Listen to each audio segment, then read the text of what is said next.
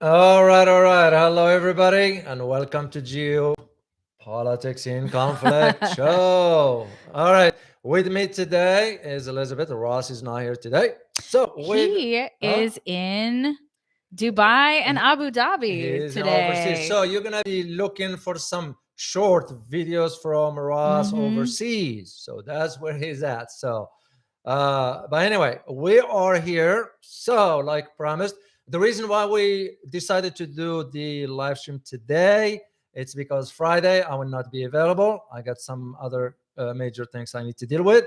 And so Elizabeth and I decided we're gonna be on the air today for live stream. By the way, before I forget, we're doing a rumble after this, right? Yes, we are. We're doing Rumble immediately after this. So go check out our Rumble. And we are actually talking about in a way that we maybe cannot talk about here on YouTube. Of course. We are talking about what happened or what's happening with the banking system here in the United Oh, States. you should see the dark side Uh-huh. of that. That Oh most my Americans gosh. have no clue Yeah. what's going on. So we're gonna be talking Crazy about, stuff. yeah, we're gonna be talking about that on a ramble, as you know by now. So because we can't talk openly on, which hmm is, it pissed me off. I'll say it Yeah. because it's you'll think we live in a democracy, and what is one of the hallmark of democracy? Right. Freedom of Free speech. speech. And yet you have a sense. So where is the damn democracy into hmm all this?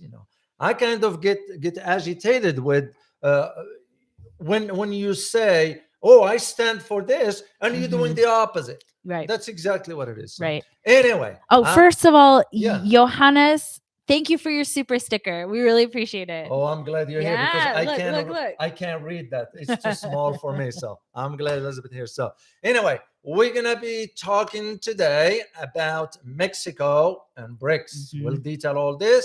And like we always do, we'll have a conversation for about 20 minutes, whatever. And we'll open the floor for your questions. So please, when that time comes, or you can write your question now and leave it there. Just make sure you put question before it so we know it's a question. So and we'll just go from there. But I am very excited to be here. Me I like too. live streams. I know you do. I I know really you do. do. Do you know why? It's so you can interact. So, That's one, but Mhm. also it's live. It's like Yeah. you're right. I know recording the videos and all that. It's all good, whatever. But I like the live because it's right there. So, and speaking of recording, you guys be on the lookout for a video that we did about China brokering a deal Yes. between Iran and Saudi Arabia. That falls within my wheelhouse because I worked in the Middle East when I was still in Washington, D.C. So I'm very familiar with that part of the world. And I spent years back and forth. And I wrote a book about each country of that. So I kind of know the insides out. So we provided a thorough analysis about this. So be Yeah. on the lookout for that. Well, and also the implications of that are very far reaching, like Big, hugely big far deal. reaching. Big And deal. we talk on every show about the changing world order, the changing global order. And the reality is that we're seeing that unfold in front of our eyes right now, and that is one of the big indicators. Yeah. And here's the interesting thing that Western media is not even disclosing. Did Mhm. you know, by the way, that Western media, which I read few from here in the US and overseas in Frankfurt and Mhm. Berlin, in Frankfurt and London and Paris and all that, Mhm. they did talk about it, but they spinned it differently. They put a Yeah. spin on it. As a matter of fact, they're saying that, well, it might work out, it might not. So you can just see why. And this is what Mhm. I'm saying. Now, the President Xi of China is planning a trip to Russia. And guess Yeah. what is he talking about? One thing he would like to do: What is that? broker a deal between Russia and Ukraine. Yeah.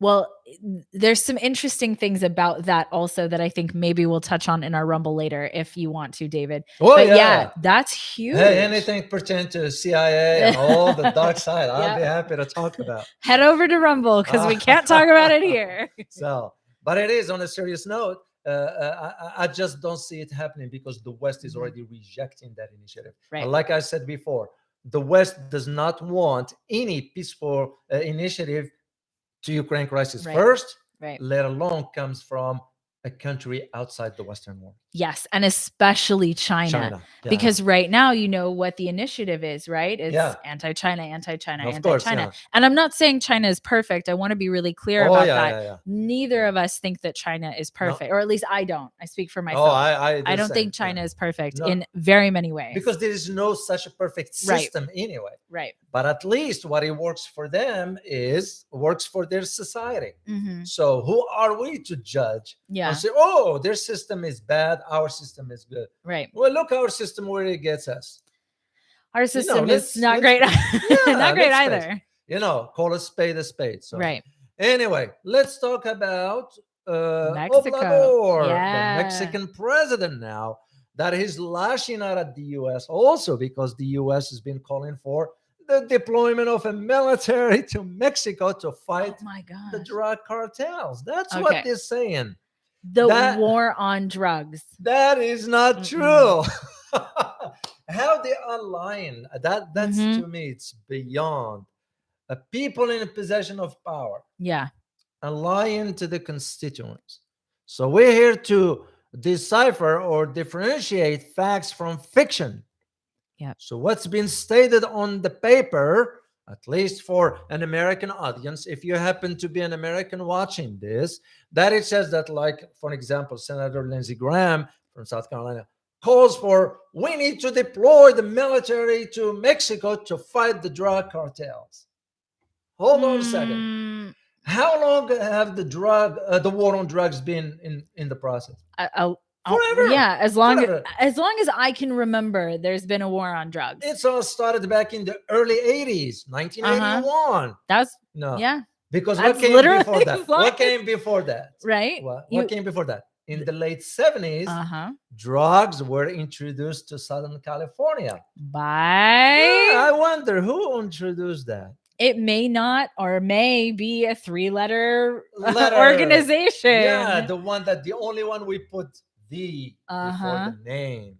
Yeah, straightforward. It was the CIA that introduced that back in the Southern California. But that's not the point. The point is about how the administration from way back, all of them, no exception, they've been selling this lie to the American people to justify the spending. You know how many billions? I don't have the right figure or the exact figure, but you know how many billions we've been spending on war on drugs? For no reason. Just we are doing something. As a matter of fact, the government find it convenient to let the drugs in the country. Yeah. Economics, believe it or not. Well, and it's interesting because the war on drugs, just like the war in Afghanistan, just like the war on just about anything, never gets won, right? So somehow, despite the fact that there's been a war on drugs for longer than I've been alive, it still hasn't won. In fact, it's been getting worse and worse. And the one thing, so like if you look at something like drug usage, for example, right, there is a very large population of homeless who use drugs. Well, they're living in a pretty miserable situation. And when people tend to elevate out of their situation, they tend to need less and less ways to escape, right? Yeah. And so why is that not the focus? Why is the focus not on building back up the United States, building back infrastructure? And I think you're going to answer this question in a second. Why is Lindsey Graham talking about sending the military into Mexico instead of putting that resource into rebuilding the infrastructure of the country, right? So what is the answer to that? Because it's not what they it's saying. not. Well, it's the same senator who've been saying we need to neutralize Putin. Oh my gosh. That's to me when you start hearing statements from politicians like that. That means he's been too long in Washington. They needs to get out. But the system is so corrupted to the core. Our democracy. So it's an illusion. Let's just say it straightforward. There is no other way of sugaring or sugarcoating that one because it's an illusion, no more, no less. So. But here is the big kicker of all this. This is not about drug cartels. Drug cartels are very powerful.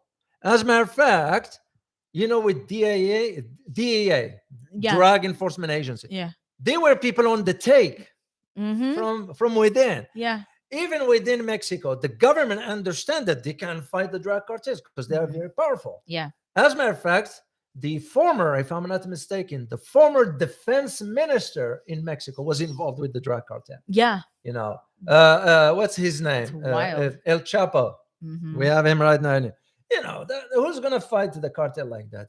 But this is just hypes, just for Mhm. you to understand and put things within the big picture. As I said, it's not about the cartel. The reason why the US is saying that is because Mexico made its intentions clear and loud that they would like to join BRICS: Brazil, Russia, India, China, and South Africa. Yep. That is And there where it it's is. at the heart of this. It's not the drug cartel. Mhm. Average citizen does not understand those dynamics. So whatever the government says, it's going to be, oh, we're going to fight the drugs. It's not about the Yep. drugs. It's about Mexico now expressing its intentions Yep. and desire to join BRICS. That's what's at the heart of it. So the next question becomes, so what?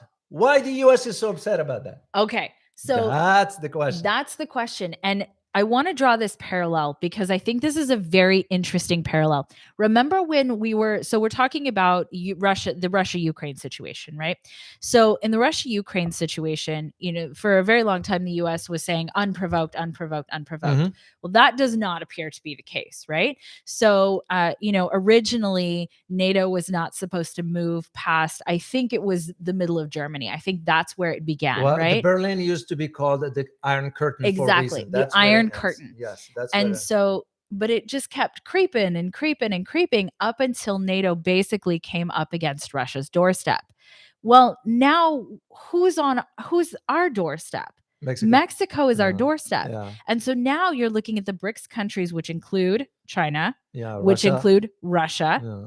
So now they're coming up against the United States doorstep. How much do you bet the United States likes that? Yeah. Well, that's what's at the heart of it, because our policy has always been that's what the Monroe Doctrine was all about. It's that the Western Hemisphere, it's under U.S. influence. Period. Right. Well, of course, things have changed after after the fall of the Soviet Union, because that Iron Curtains is moved out. So Barry moved out east. So because you look at after what the Soviet Union disintegrated in 1991, you look at 1998, because I'm thinking of the dates. 98. I know. It's very impressive that you can do this from memory, by the way. 98, 2004, 2007. Or 2008, somewhere around that. And of course, with 2014, we saw what happened in Ukraine. Yeah. That's what. But it just between 1998 and 2007, NATO went from 18 members to 30. Right. So all the way, like you said, all the way to Russia's doorsteps. As a matter of fact, wanted to push Georgia in. That's why Russia reacted back then. So now we are turning the tables around, except not on a military dimensions, but rather economic. Right. And there are a couple of ways to fight wars, right? There's the way to wage war, which is the physical type of, war that we see where you send troops and whatever, right? Yeah. The other way is economic. That is true. Actually, there's a theory, not a theory, but a concept with the. I was familiar with it way back when I was doing my undergrad studies in political science and all that stuff. To control a country, if you want to control a country, control its finances. Yep. That's all you need to do. You don't fighting war now. It's really useless, because even today's war. Because here's the question for you guys: how do you think? And you can answer this one on a chat if you feel like it. How do you think next wars is going to be conducted? The conventional is over, right? Because now you have technology. And by the way, before I forget, would you be kind and type in on the chat where you are joining us from? Oh, I love reading these. I know we forget, but I love you. Oh, it's probably you. Yeah, I blame you. That's what we do. Always shift the blame. Always shift the blame. It's somebody else's it's fault. on me. It's me that I didn't say it. So, but on a serious note, if you will be kind, just type in where you are joining us from. I find it very fascinating. Yeah. Oh, we got a couple of Canadians. Huh? We got a couple of Canadians. Oh, Canada. India, US. Great. Awesome. Yeah, they'll show up. Istanbul. All right. South Turkey. Africa, Brazil, Italy, Oh my God. Tennessee, the UK, Cyprus, Brazil, Oh my God. Hong Kong, Liberia, New Zealand. Oh, Oh I my love these God. answers. Another Canadian, Iran, Indonesia. Oh, I love this. Oh I'm my glad you God. asked that. Yeah, that's the reason why I always ask. It's fascinating, guys. It's very. Oh, Pennsylvania, Malaysia, Iran, Singapore. Wow, thank you from Singapore. It's 3:45 in the morning. Oh my gosh, you're up early or you're staying up. Romania, London, US, Oh my New gosh. York. I like it. I like it. So, Awesome. yeah. Well, you know what? The reason I always like this one, and you guys, just to tell you the reason why, it just shows how connected we all are. Yeah. Doesn't matter what part of the world, you still can understand the one language we all speak. This is not about English. It's about the language of humanity. Yeah. You understand that, for example, peace, we all can benefit from. Right. Yeah. Yeah. That's the reason why I always like to know what part of the world. I mean, I traveled a lot when I was in Washington. Yeah. I only used to live in the US about 2 months out of a year. Oh, wow. The That's rest, not long. The rest, I was just flying from one continent to the next. Yeah. The longest one was one time when I was in Latin America and I was dispatched to Thailand. Wow. That's a pretty big leap. That's a long and I had couple to plane fly flights. back to Washington, D.C. over 24 hours and fly back. Oh, so no. That was like brutal, but really that was brutal. the old days.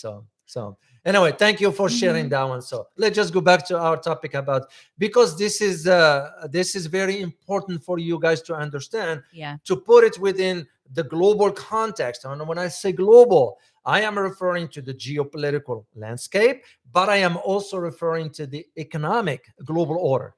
That is what's important. Well, and so that's really, I think, because BRICS is making some moves, right? Yes. BRICS is making some moves. So let's talk about that a little bit, because specifically those countries, and then specifically BRICS together, that's basically, so we have the West and then we have BRICS, more or less.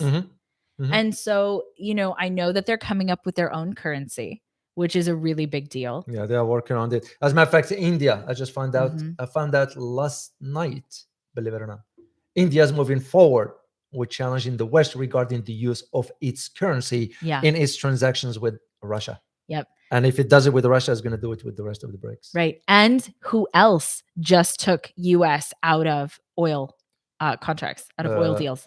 Saudi Arabia. Yep. And Iraq. Iraq is not a member of the BRICS, but for Saudi Arabia, it's a major one. For Saudi Arabia, that's major. Why? You know why? Because the prince, MBS, he's very, very aggressive, but also that's paving the way when he becomes a king. That's why it's not official yet. Because he can't do anything till he becomes a king officially. His dad's still the king, but he's sick, by the way. It might be just a few weeks before he checks out. And they get to become a king late in their 80s. So we wish him well, but just part of life. That's how it goes. So, but here is well, I'm glad you mentioned this one because it paves the way to why, for us, the US was saying we're going to send military to. Here is the big concern for the United States regarding why. I feel comfortable saying, yes, we could send in the military to prevent that from happening. Because, and again, looking at the big picture, what did Brazil call for? Brazil called for a joint currency between Brazil and Argentina. What does Brazil and Argentina share in common? They are the two largest economies in Latin America. What does Mexico share with them? Mexico is another large economy in Latin, in South America and all that. 120 million people. Yeah. So you take all that and you factor in that if there is a joint currency, okay? If there is a joint currency, just follow my logic on this.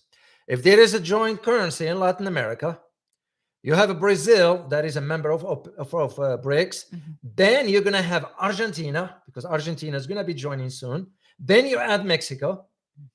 And between those, you add the other member, Russia, the other members, Russia, China, South Africa, and India. Then you get all the currencies now. sidestep the SWIFT, bypass the Yep. SWIFT, sidestep the dollar, and you start transacting in Mhm. bilateral trades between each one of them, or in trilateral or multilateral within Mhm. BRICS without using the dollar. That is what's at the heart of Yep. why we said we're going to be sending the military. Yep. Well, because, even if you look at the United States economy is in shambles right now. We're in a very rough spot Yeah.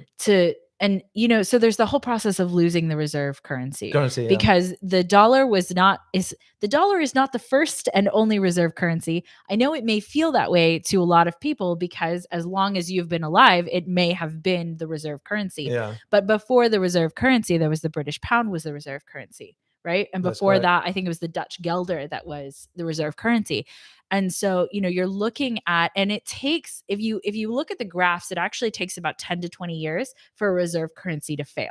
So it's not overnight because a lot of people are No. saying, oh, well, it hasn't happened yet and it's not going to happen Not in the gonna- next 6 months. So it's just not going to happen at all.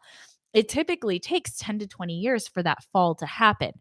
Yeah, and we did show that on the course. We did, yeah. We teach a course, but we did a course. If you are Yeah. interested in checking it out, and we did detail this exactly what Elizabeth was talking about, Mhm. and with graphs and all, because of course it's different setting and all that stuff. That's the reason Yeah, why. we can go a lot deeper and then we can say what we want to. The course is Yeah, a lot longer. A lot longer, very Yes. long. So It's called No Nonsense Politics. If you want to check it out, it's Geopolitics in conflict.com/no nonsense. So I'm glad you remember that. I 'cause know. forgot. So, but that is on a serious note. That is where exactly the concern of the U.S. is. And this is what, by the way, not this topic, but that's what we're going to be talking about in Rumble. It's just we're going to detail more regarding now the collapse of, and there's other stuff Yes. we can't say here anyway. But that's the point, just for you to put this in perspective. Now, the next question for you is going to become, okay, well, how this is going to impact me? If I live in Singapore, if Yeah. I live in South Africa, if I live in whatever parts. Now, if your country, whatever that country is doing business with Mexico, because we are, believe it or not, you look at our car manufacturers, you know where they produce the parts? Mexico. Mexico. Our food, a In lot of our food comes from Mexico. Well, here's the thing. During football, when we have the Super Bowl, what is one of the things we use a lot in Super Bowl? I don't watch Super Bowl. I'll be honest. I don't either. Yeah, but what do we use? Guacamole. Guacamole. Yeah. Where does guacamole come from? Avocados from Mexico. Exactly. Mhm. That's $1 billion business. Yep. It doesn't come from the U.S. And it's from Mexico. This is why the U.S. now states, some politicians, by the way, not all of them, are already jumping to the idea of sending the military. Yeah. Well, a minute. Mexico is a sovereign state. Who the heck are we to just dictate and send in the military? No, that'd be a If big we problem. think they are not going to fight, we're mistaken. It's because nowadays we have lost credibility. So now, sad to say, and I'll say it, sad to say, when you mention the US, people just shrug their shoulders. Yeah. Because we lost credibility. Yep. Gone that era where we used to stand for something. You stand for the ideals of truly what democracy is all about when you criticize the government for doing something wrong. Now we have the reverse. You criticize the government and they censor you. Yep. Where the heck is this democracy? Right. You know? So for us to say, well, we're going to be sending the military, thinking that Mexicans are going to just say, sure, coming in. They're going to fight. Of course. It's just common sense. But that is what's at the heart of that, is they just Mexico expressed its interest in joining BRICS. Look what it leads to, the challenge itself. Well, the United States got really scared. Well, yeah, rightly so, because the economy is going to, I mean, if you are an American watching this, I hope, I truly mean it. I'm not here to scare you, whatever. I hope you open your eyes and be aware as to what lies ahead financially. That's what we're going to be talking about, Rambo. We can't talk about it here because there are some sensitive stuff we're going to be. Anyway, that's what you need to be. And the basic thing I can share with you personally, and this is my opinion, and I am not a financial advisor, whatever, just to make it clear. The one thing that I can tell you is if you have any serious cash in the bank, go take it out. That's all I can say. Well, we'll talk in details. But think about BRICS from the big picture. Yeah. You know, what does Mexico also has? Mexico has access to energy. Yep. You know, might not be on a larger scale as, let's say, Saudi Arabia or Iran, whatever, Mhm. but it does have a major access to energy. And now, if it joins BRICS, you can just see why BRICS now. That's why Mhm. there are about, by the way, there are about 13 countries lining up to join BRICS. That's Because, very interesting. yeah, because BRICS, just Yeah. FYI, guys, as of today, BRICS does not have a formal process. Mhm. It's not like you fill up an application and you have Yeah. to have a score of whatever. Yeah. BRICS doesn't have that. All it requires as of today Mhm. is the approval of the all 5 members. That's all. But I think that's going to change, and it needs to change. Yeah. Once you grow that big, you have to have a mechanism in place, because Mhm. the infrastructure that exists today in BRICS Yeah. will not sustain its growth. Its growth. Yeah. Will not. Well, and I wonder, we're seeing a lot of this shift because China is growing. And I know that, a lot of people like, with Evergrande failing and, there was Yeah, some conversation about, China's, China has its own issues, right? of Financially, course. their own Yeah, their own economic yeah, issues. But, China is rising and the world order is shifting, and there are other countries that are seeing that too. And yeah. it's very interesting to watch who's trying to jump ship from the West and who is trying to sort of glom onto or grab onto the BRICS The BRICS. countries. Yeah. Well, that's why you're seeing some analysts later, and I'm seeing it on YouTube. Now, whether they are qualified analysts or not, that's Right. not my place to judge. I don't judge anybody, but I will call them out when they start spewing nonsense. Yeah. Especially I've watched some video without naming names, mentioning, well, China's economy is going to collapse. That's nonsense. And to Yeah. me, that's when I don't hold back, because Mhm. I will speak up, Mhm. and I will call them on it, Yeah. because that's nonsense and they Yeah. need to stop. Yeah. I'll say it straightforward, because nowadays you hear everybody's calling themselves, oh, I'm a geopolitical analyst. Yeah, I did notice that. And I also want to point out, David, you have been, first of all, you have PhD. You've been doing this for honestly maybe longer than I've been alive. Yes, I You've did. written 4 books. If you guys don't know this, go check out David on Amazon. He's written 4 books on Saudi Arabia, Iran, Russia, and now you're writing China. What are your The other one is about U.S. foreign policy in the Middle East, okay, way back in and the it's day? exactly now it's coming up to what I wrote about. Mhm. Is exactly what is taking place right now. How long ago did you write your first book? Oh, that was 2014. Okay, so 2014, I want you guys to know this, because even in his Russia book, we've read a couple of times when David has made a prediction and it's come true now.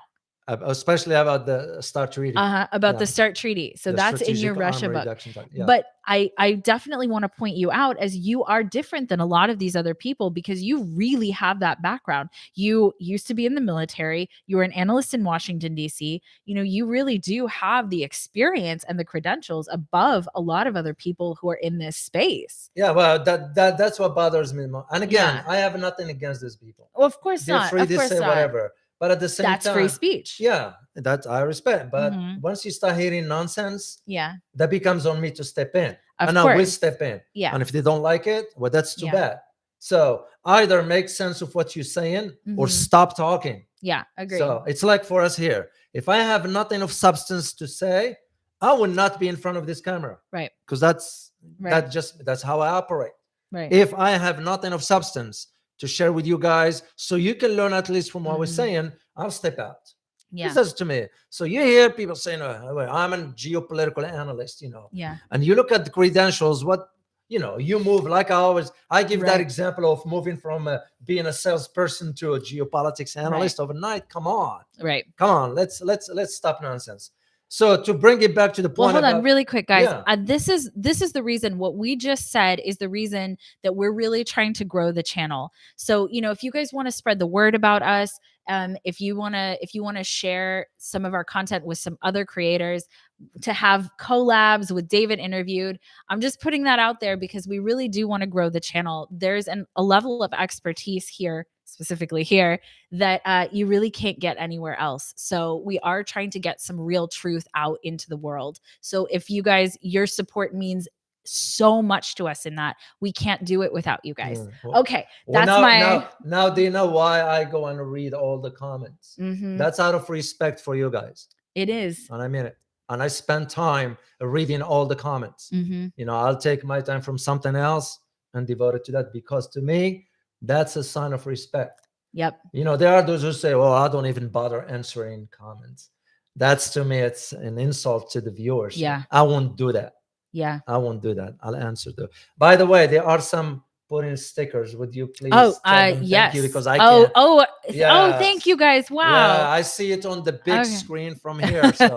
So okay. Let me see if I can get I have to scroll all the way up. Sorry, guys. All right. The first one I see is Raphael. Thank you, Raphael. Thank you, and thank you for your comments. That's very sweet of you. Let's see. Next one is Raphael again. If we put a foot in Mexico, people will be coming by foot from all over Central and South America to fight for Mexico. Then China and Russia will too. It's interesting. Yeah. Wow, that's an interesting comment. Okay.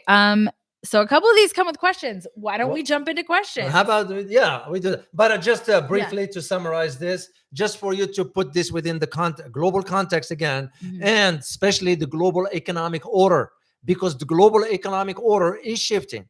The geopolitical is already underway.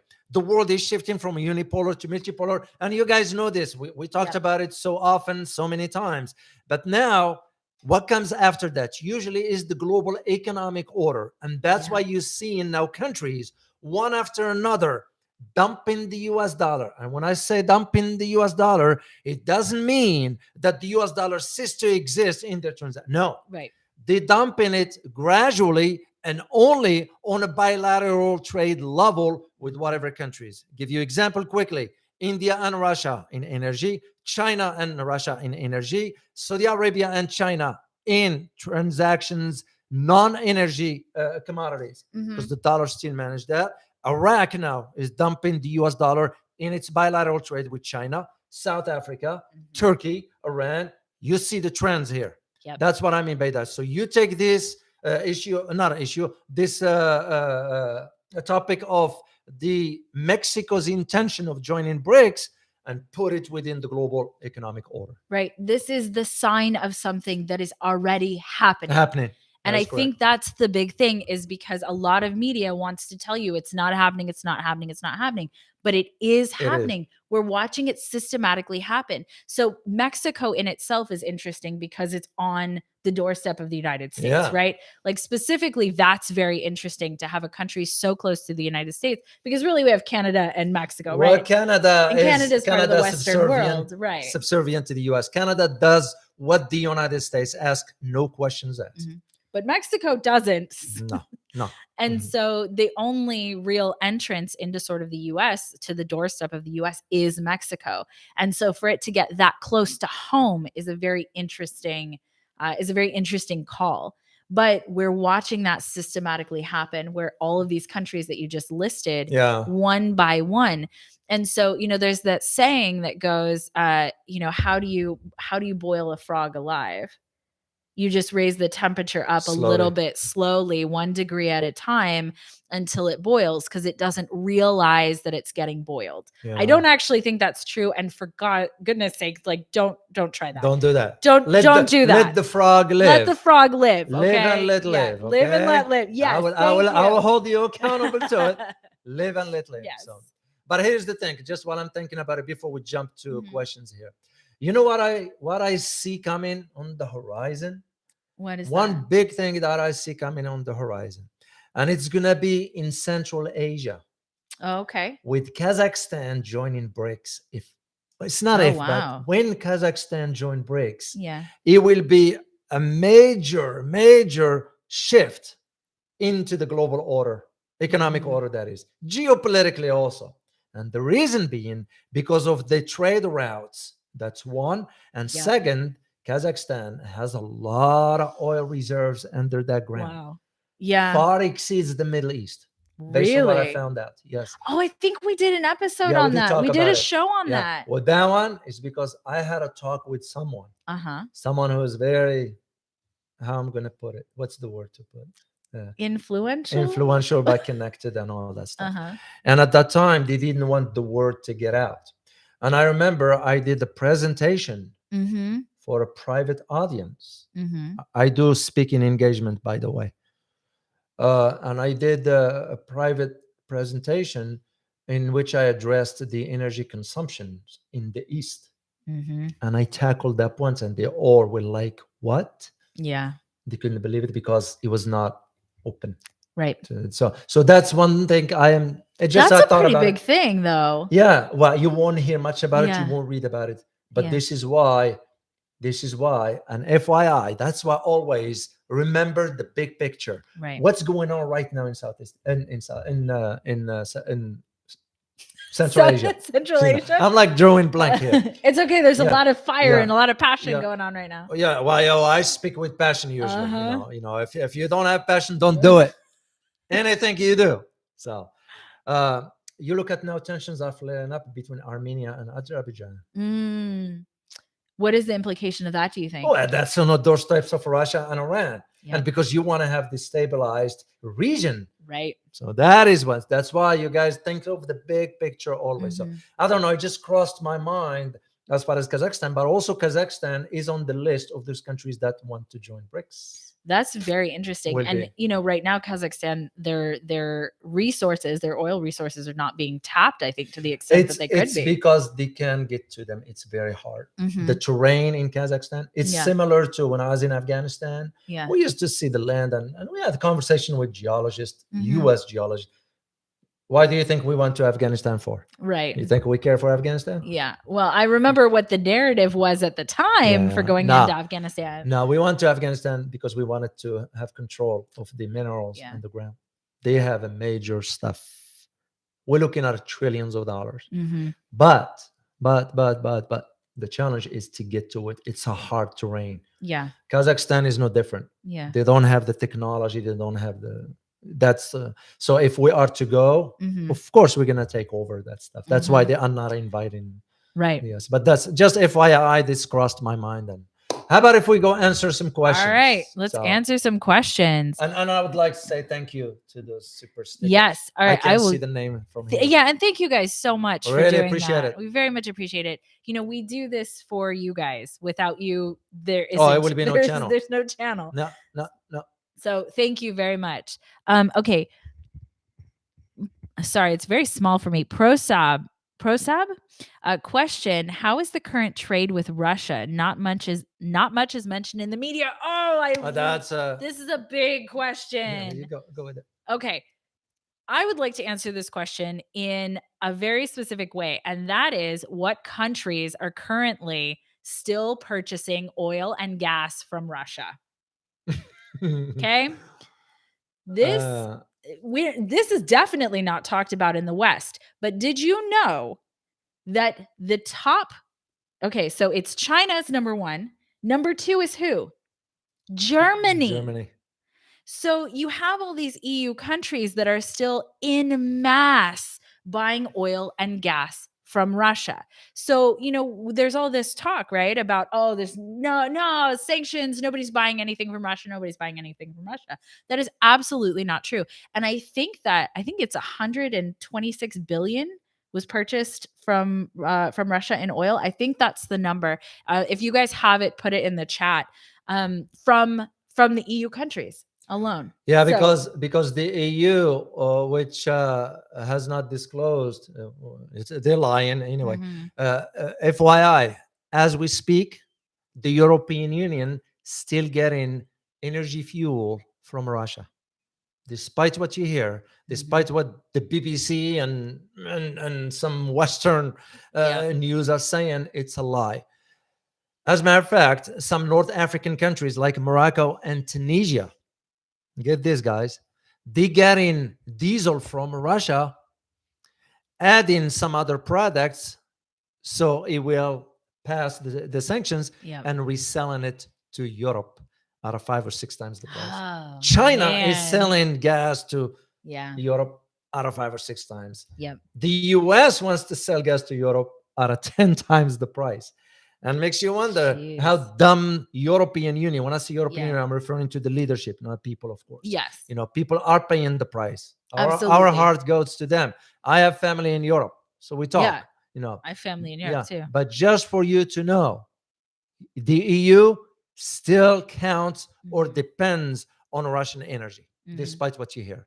So what was the question again? The question was how is the current trade with Russia?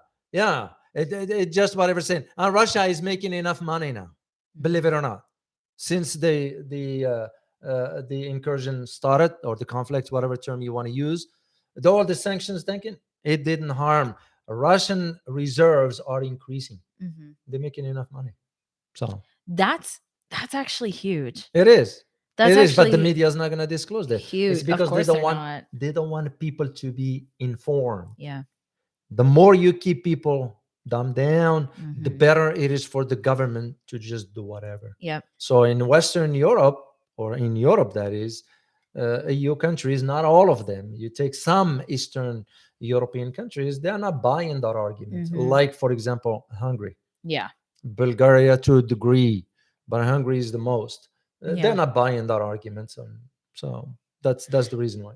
I think there's a direct correlation between how comfortable a country is, or how comfortable a person is, Yeah. and how willing they are to actually step up and do something to change things, or to be honest with themselves about what's going on.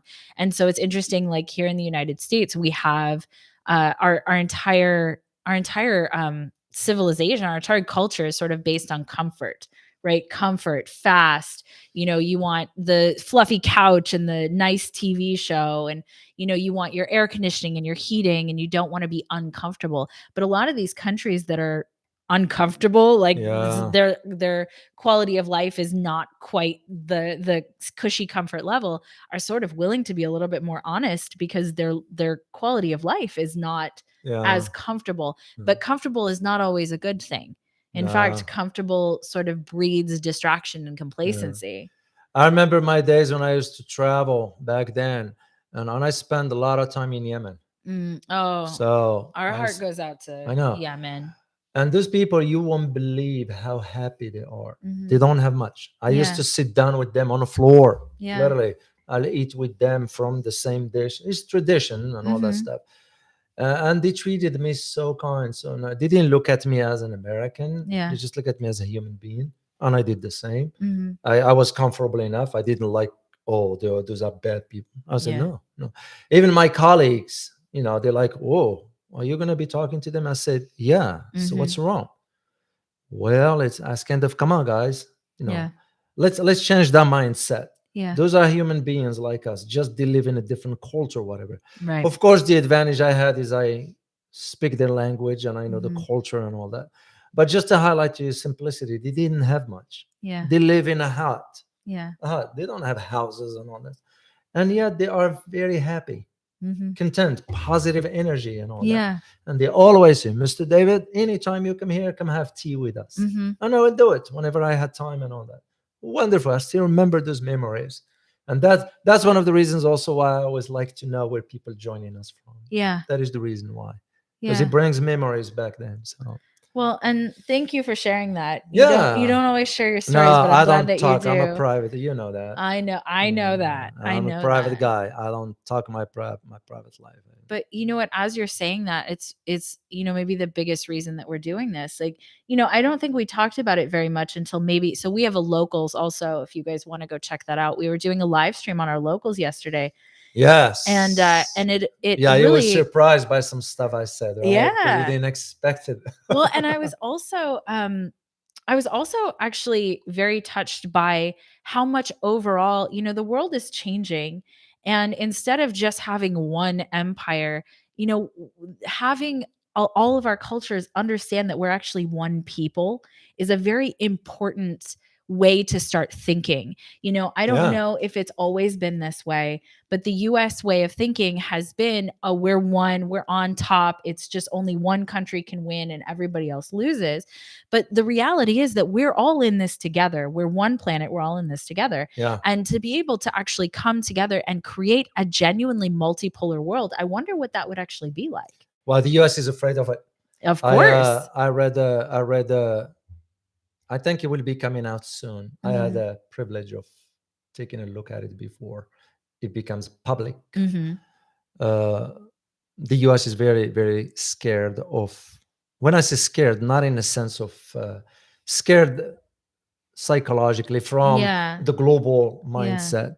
It's scared of the changing world to a multipolar. Yeah. It's where the establishment in Washington is very, very scared of that. Well, it's because it's going to bring with it some fundamental changes to the way we live here in the US. But that's part of it. Yeah, that is part of it. Let's see next question. Okay. And thank you for the super sticker. We truly appreciate it. All right, hold on. Sorry, guys. I have to scroll back up. Okay, lover of the Russian team says, good to see you here. I know. I always really? Comments and super stickers. Yeah. Thank you. It's from London. Oh, from London. Welcome. Yeah, UK. Okay. Well done to Mexico, and thank you for the super chat. Thank you. Okay, and then Ramsey, welcome to member. I don't know what that means, but thank you for your super chat. Thank you so much. Okay. We have another one down here. Oh, ProStab again. How is the Russian and Mexican trade? I wrote the first question wrong. Oh, how do you? Yeah. I don't know much about. Not a lot, as you may think. For example, between let's say hypothetically Brazil and Mexico, or Mexico and China, for example. I do not know a lot. There is not a lot going on there between Russia and Mexico. I'm sure there is something on a smaller scale, but the short answer is I don't know. I do not know the exact, because Mexico is more for with Latin Americans first, to a degree, of course, some European countries, Far East. I don't know about with Russia. So. Okay, next question. And so this question is from Albach. And this question, we're going to do a lot more in depth on Rumble. If one of you guys, because I'm watching the chat, can one of you guys put our link to the Rumble channel in the chat so that everybody else can see it and go there? I'll pin your comment if you do that. Question: are the latest U.S. bank closures linked to geopolitical events? That's one of the things we're going to cover. I will answer it here briefly. The short answer is yes, despite what you hear that, the bank just, no, it is because first of all, it is tied to the bonds and all that. And second, has to do with the value of the dollar. And now, because it went on sellout, there is a specific term. It's called bank run. Yeah. There's a specific term for that, but the short answer is yes, and that is one of the things we intend to address in the Rumble. Yeah. So check out our Rumble. We're going to go live on Rumble actually in 10 minutes. Oh, so we're only going to be able to take a couple more questions. Okay. I just saw it. Energy wise, how can India maintain its status in BRICS when India is part of Quad? Is India a double agent or a double crosser? Which is a good question, because that's now is coming up to the fore as to which camp is India in. India is shifting east, believe it or not, despite, yes, it is part of the Quad, but India is waking up to the reality of realizing it's been used by the West. That is why the Prime Minister of Australia, Albo, went to India first before he flew to the United States. The reason being because they want to recruit India into AUKUS. That's interesting. Yeah. What do you think the likelihood is that that's going to happen? It won't happen. Okay. It won't happen, because if it does, India will be shooting itself in the foot, because India's going to lose credibility. As a matter of fact, India needs to work out its differences with China regarding the border before or as BRICS is growing, because you can have that within the same alliance. Right. Tensions that exist. Look what just happened between Iran and Saudi Arabia. That China brought them together. Yeah. Now, if they get in, or when they get in into BRICS, it will be no problem. Yeah. How can India be in BRICS with China and yet they are 10? Yeah. They need to sort that out. India, Israel is waking up to the reality that is being used by the West. That is why they said no to the West as far as cutting the transactions with Russia energy using the rupees. And that's why also why India is feeling the wrath of the West. So a very interesting thing that I would love your opinion on is, we're watching these countries who used to basically bend over backwards for the United States. We're watching them in a very short time say no. Yeah, but India did it before the GCPOA, the Joint Comprehensive, Joint Comprehensive Plan of Action. That was when the nuclear deal for, because the U.S. pressured India to stop buying Iranian oil. Wow. India was a major importer of Iran's oil. Yeah. But because the U.S. pressured India, and India caved in. Wow. Now things are changing, but also India is responding to the new geopolitical landscape. Yep. So they have to look for their own interest, and rightly so. Well, and what do you think of Saudi Arabia? Yeah, well, before I forget, okay. what I do expect is they might even create problems for Modi. Oh, that's interesting. Okay, say a little bit more about that. Well, basically, we could create tensions in the Kashmir area with Pakistan. Yeah. That's a pressure point for both India and Pakistan. And we do hold leverage on that, believe it or not. I was in Afghanistan. I was closer to that area. Yeah. Sort of, I know what was going on. And we always knew it in Washington. It's pressure point for both. And we can just press that button and create tensions for Modi. Wow. Do you think they will? Yeah, I won't be surprised. There will be a possibility for that. Wow. Okay. Saudi Arabia, you said Saudi Arabia? Well, so what I was bringing up with Saudi Arabia is, remember when the United States, the oil and gas prices were just through the roof, right? And Biden called Saudi Arabia and they said no. They said no. Right. So that's another country that so the Saudi Arabia, the whole lobby system and whatever here is very intense, but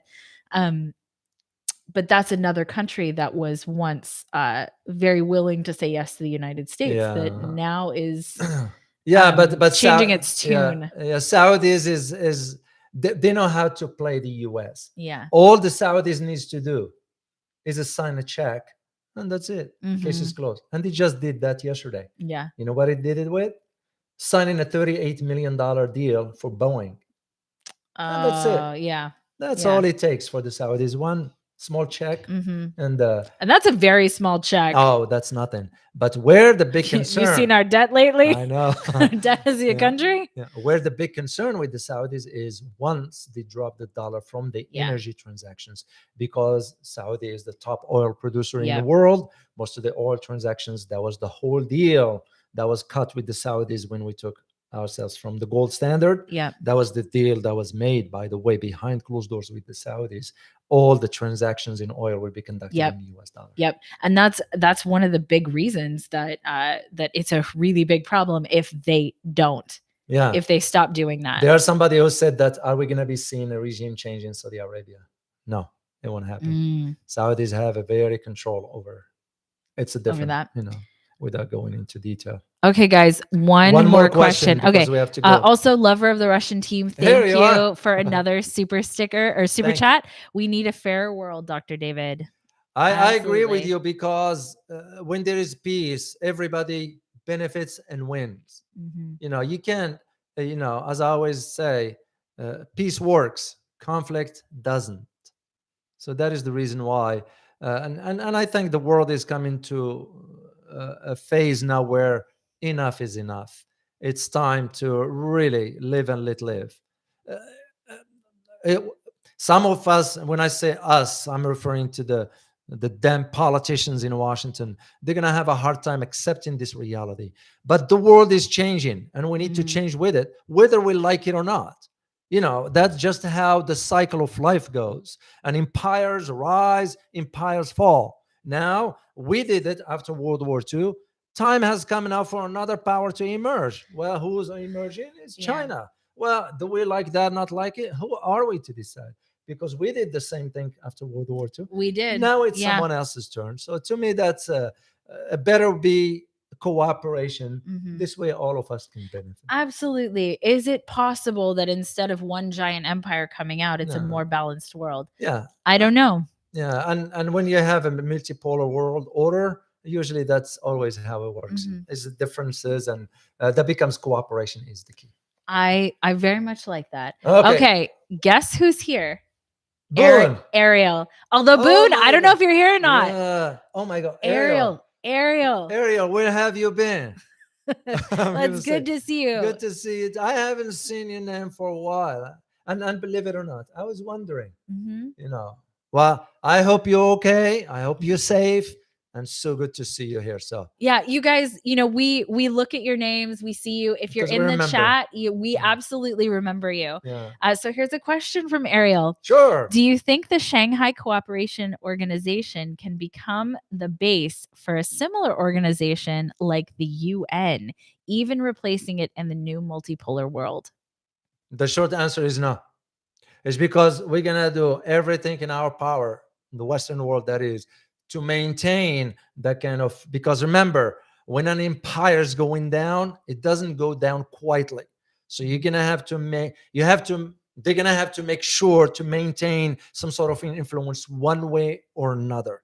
But for Shanghai, what I do see Shanghai playing is the role on economics. Mhm. Now that same with ASEAN, same with the RCEP, those they can play a major role. Now you add BRICS to the mix, Yeah. you can just see why. This is why I argued in one of the videos, I don't remember which one, that could the possibility of ASEAN overtaking the EU, could Mhm. BRICS plus overtaking the EU, that possibility is there. Mhm. Even though the EU has over $200 trillion in its Yeah. economy, Yeah. I won't be surprised. But Yeah. that's going to take time. It takes strategy, of Yes. course. And Yes. but the short answer is no. I don't see them doing it in short term. If we're talking about 35, 40 years from now, Yeah. the possibility might be there. So Human life just has to be longer than that. I There's so know. much happening. I know. Okay, Well, one last super chat from Politics. Thank you very much. I love the show. Keep up the great work. well, and That's a thanks great to thing you to end guys. on. And make sure to spread the word about this channel. But again, that's how we roll. It's because we care and we want you to benefit from this time you spending with us, because you are investing your time. Yeah. That time is worth a lot. So we hope that you are learning something from it. So as always, guys, prepare yourself for a challenging world order. Till next time. Bye-bye. And remember to go check out our Rumble. Yes, It's indeed. Geopolitics and Conflict show on Rumble also. All right. Thanks, guys. All right.